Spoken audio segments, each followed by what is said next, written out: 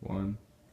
In history, there are countless people who have left their lasting impact on the world. One influential person of the modern world was Pope John Paul II. Not only was he a leader of the Catholic Church, but over the 26 years of his papacy, he became a world leader across the globe. Today, I will be informing on Pope St. John Paul II's life, his effect on Poland, and his effect on the world as a whole. Biography.com outlines the beginning years of the influential Pope's life. Pope John Paul II was born to the name Karol Wojtyła.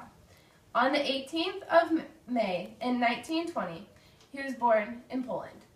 Both his mother and brother passed away, though, before he was of the age 13. In 1938, Karol began attending university, but the school was closed shortly after by Nazis in Poland during the German occupation of the country. After his school was closed, he began studying at a secret seminary ran by the Archbishop of Krakow. In 1946, after the end of World War II, Karol was ordained a priest. After spending 2 years studying in Rome, the now Father Karol found himself an influential priest in his home country. Within 20 years of his priestly ordination, Karol was ordained the Archbishop of Krakow. As now Archbishop, he was called to participate in the review of church doctrine in 1962, the movement known as Vatican II. Because of his deep thinking and contribution to the council, he was ordained a cardinal after the conclusion of Vatican II. After the death of the preceding pope, Karol was then named Pope John Paul II in 1978. He was the first non-Italian pope in 400 years and would become the third longest reigning pope in the church's history.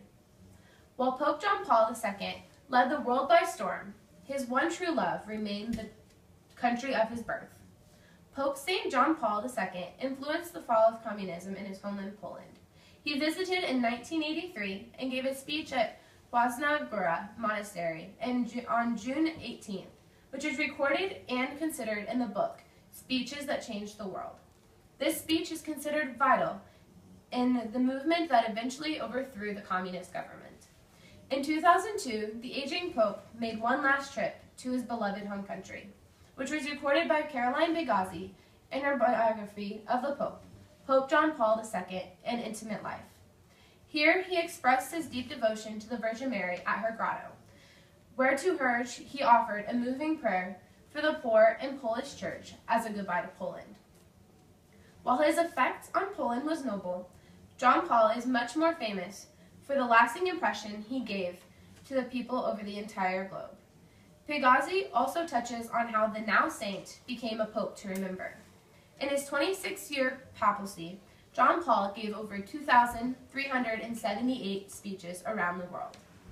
In the biography, a cardinal is quoted saying, "In his own way, he was a great politician, displaying inviolable skill as he visited various nations, greeted their ministers, and met with their leaders, trying to move the latter's thinking forward regarding such areas as human rights and religious freedom." John Paul influenced many people and became an example of forgiveness by visiting and forgiving the man who was in jail for attempting to assassinate him. He fought for peace around the world and is quoted in saying, "The world is in jeopardy if it does not integrate the dimension of divine mercy. Fighting terrorism is not enough. It is impossible to rebuild spiritual ruins." In 2002, in a New York Times article titled, Pope says, "Only talks, not fighting, can end Mideast crisis." Pope John Paul II called on the world's religious leaders never to allow religious conviction or the belief in God to serve as justification for violent attacks by one group of people against another. Pope John Paul II sought for world peace and led by example. This is why JP2 is seen as an influential leader of the modern world. From a young age, Pope John Paul exhibited many of the qualities that would make a world leader someday. He demonstrated this by his persistence in attending a secret forbidden seminary. His love for Poland stayed strong his entire life and was influenced on the fall of communist government. While his hard work paid off in Poland, his work around the world changed people's ways of thinking and living to mimic that of Pope John Paul II. Pope St. John Paul II became a saint on May 11, 2011, only 6 years after his death. So when you go about living your life, try to keep in mind the simplistic and marvelous saint-like life of St. John Paul II and strive to mirror the way of the Holy Father.